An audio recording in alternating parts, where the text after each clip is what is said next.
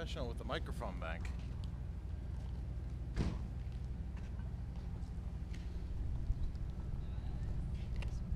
All right, who wants to start?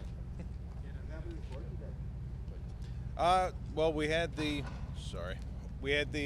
oral arguments on the motion to dismiss, as well as the motion to disqualify the prosecutors and the unlawful command influence. I think that everything went pretty well today. We were able to get most of the information out that we wanted to. We had hoped that we were going to get some more testimony, but NCIS did not want to participate, and they invoked privilege so that they wouldn't have to face any questions about their illegal actions. Was the motion finished, or is there more continued on the next day? Everything is now submitted, so the judge is considering everything, and he'll release a decision when he has one. Where do we go next? Well, as far as our team is concerned, we're focusing still on the trial, because until the judge actually issues a decision on this, we don't know what he's going to decide. We're very, very hopeful that he will dismiss the case, but we can't sit back and wait. So we're right now going back upstairs to continue working on preparing for the trial. What's your general feeling of how things went in there? I think it went very well. I think it went very well. I think that the judge certainly heard all of the arguments. I think he understood a lot of the things. I think that the government's responses on a lot of these issues were much weaker than I was expecting. Not that I necessarily expect them to have any good response, because the facts here are just so terrible for them.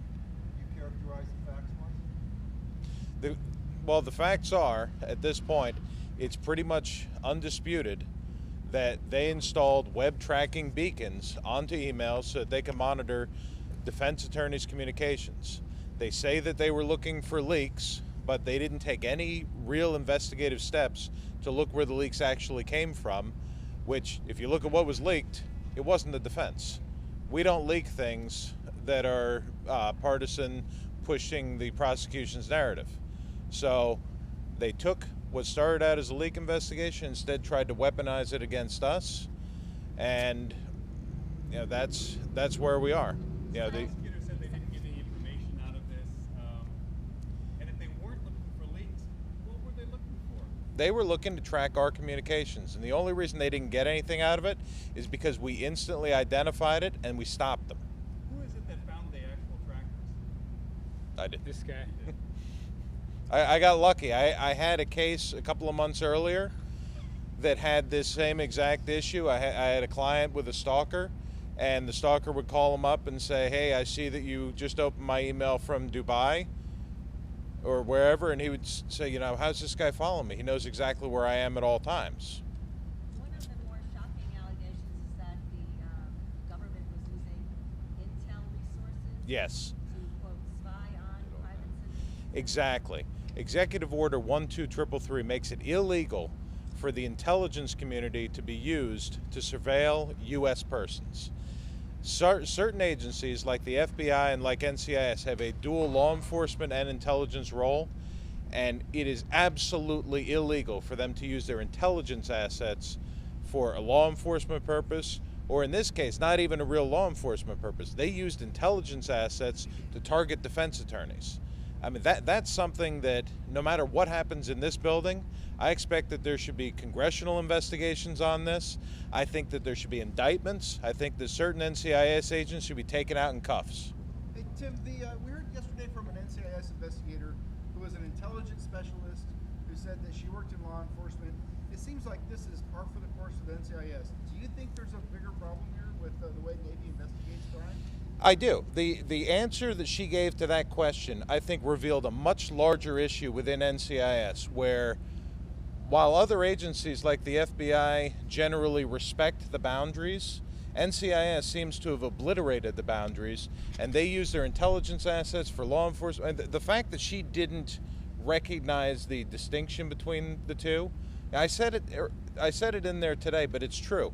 This morning when I woke up, I got calls from retired intelligence officers who saw this on the news, saw your reporting, and called me up and said, "Is this possible?"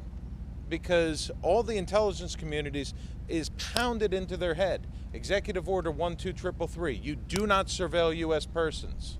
If something like that comes up, you refer it to the FBI to do a criminal investigation, but you don't use these assets for that purpose.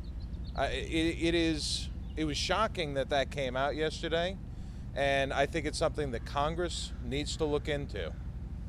What are some of the possibilities, given your points that you made today, if the motions are dismissed and the trial goes ahead with the same prosecution team? And then if you could also talk about the other possibility, if there's a different prosecution team, does that mean some delays? Sure. If this case goes forward with the same prosecution team, I think that would be a travesty of justice. I don't imagine that the judge would allow Chris Chaplack to remain on this team. We have discussed, based on the information that we've gotten in this discovery about Chris Chaplack's personal involvement in this, that a criminal referral needs to be made to Maine Justice for him and these NCIS agents to be investigated by the FBI and arrested for criminal prosecution. I don't see any avenue where he can remain on this case. Just as he tried to make it seem like we were under investigation, well, guess what? He committed a crime. He should be under investigation. Are you filing a complaint either through the military or with the New York Bar? We are. I'm required to file a complaint with the New York State, with the grievance committee of the New York Supreme Court against him. I have to. So he's definitely facing disciplinary charges in the state of New York. My understanding is that the Defense Service Office has already filed for the disciplinary body within the Navy to look at his ethical conduct. And yes, we are going to make a criminal referral to look into Chris Chaplack. When this goes forward, can you actually go to trial by June 10th after all that's happened here? If this case is going to continue forward, we're going to be ready. The biggest issue that we have is that because of the government misconduct, this delay has made it difficult with some of the scheduling of our expert witnesses. So we're working that out logistically. But as far as am I ready to go to trial? Yes, we will be ready to go to trial. We just have to get all the witnesses lined up and go. How many times did the judge repeat today that the government had violated the Sixth Amendment? Over and over and over again. He said it, that's why he released Eddie. He said that he's made that finding. He said he's made it finding over and over and over again. That's a big thing. The government violated the United States Constitution in this case. The judge has already found that. Can there be a fair trial for Chief Gallagher if the prosecution remains the same without Chaplack and just Mrs. Commander Chaplack's release? The problem that I was discussing in there is that the conduct of the investigators and the prosecutors throughout this whole case, from the beginning of the investigation until today, they have manufactured evidence to try and make him look guilty. They've suppressed evidence of his innocence. And at this point, it's impossible for him to get a fair trial. I talk with witnesses and try and ask them about their memory of this, which is now over 2 years ago. And I'm asking them details, and some of them actually say to him, I don't remember. I don't remember if that's something that I saw or if that's something the Special Agent Warpinski told me. So with the new prosecution team, it's not possible? You can't put this thing back together again at this point. Our position is that you can't put it back together, and no matter what happens at this point, even if they try to push this thing through, it's almost an automatic reversal on appeal. Let me ask you a question. In a world where defense lawyers and journalists are being surveilled by intel assets, do you think we can get a fair trial? The answer is no. Any insight onto when Judge Wu will rule on these motions? I have no insight beyond what you have. He's got all the evidence now. He's a smart guy. I'm sure he's going to be working over the weekend on it. And we do have this trial date coming up, so I don't think he's going to delay things. I'd like to ask Andrea how you're feeling reacting to this.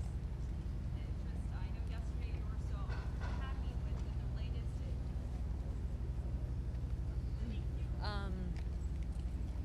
Well, I mean, obviously we're thrilled at the action that Judge Rue took yesterday. I mean, having my husband to be actually treated like a person that's innocent until proven guilty is a good change in direction.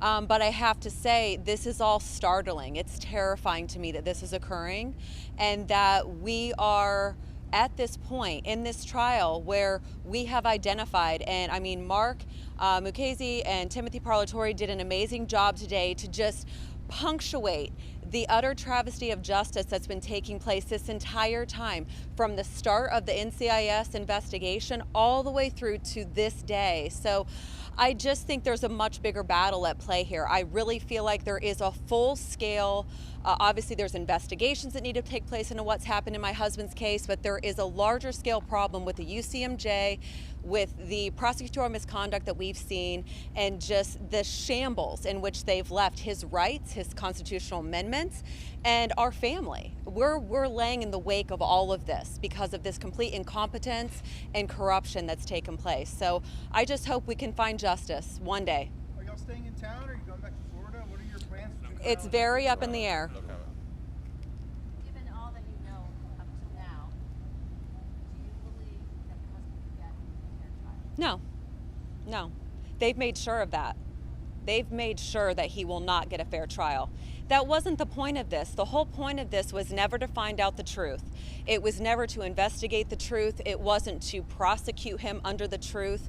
It was to craft a narrative and then fill in the gaps, turn people, use witnesses. All of it is complete implication of corruption from the top down. And that's what we've been saying as a family since the beginning. That hasn't changed. And now what people are finding out is that's true. What do you guys tell your children about the trial as this continues to go on? There's so much in the media about your family. What do you tell them as this continues? I mean, our children already know the truth, just like I know the truth, just like he knows the truth. So bad things happen to good people. And we don't hide the realities. We've lived in the special operations community. We've lost so many people. I have, Gold Star wives that have never been able to have their babies meet their husbands, that are now practically grown. I've had, friends that we've buried whose families suffer every day. We're just thankful that we have him. We never thought in a million years that he would sacrifice nearly 2 decades of his life to the war on terror. Our family would let him go on 8 combat deployments, and at the very last deployment that now he'd be persecuted, not just prosecuted, but persecuted by his own government.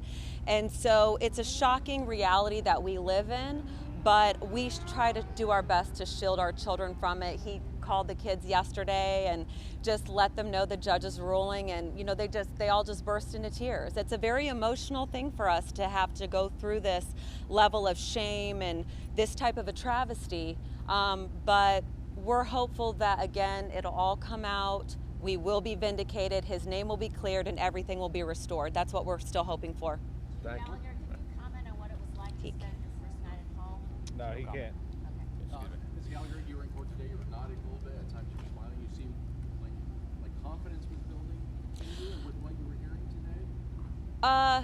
Yeah, I would say I'm just thrilled that we are supported by such an amazing legal defense that can go in there and just cut through all of the lies, all of the pretense, and get to the bottom of what's going on here. And the judge has really proven that he's very thoughtful about the considerations that are being put forward. So I'm thankful for that. I'm happy that this is coming to light, and I was in agreement today with a lot that was being said by our team, and just the tact and the laser focus that they had on the truth.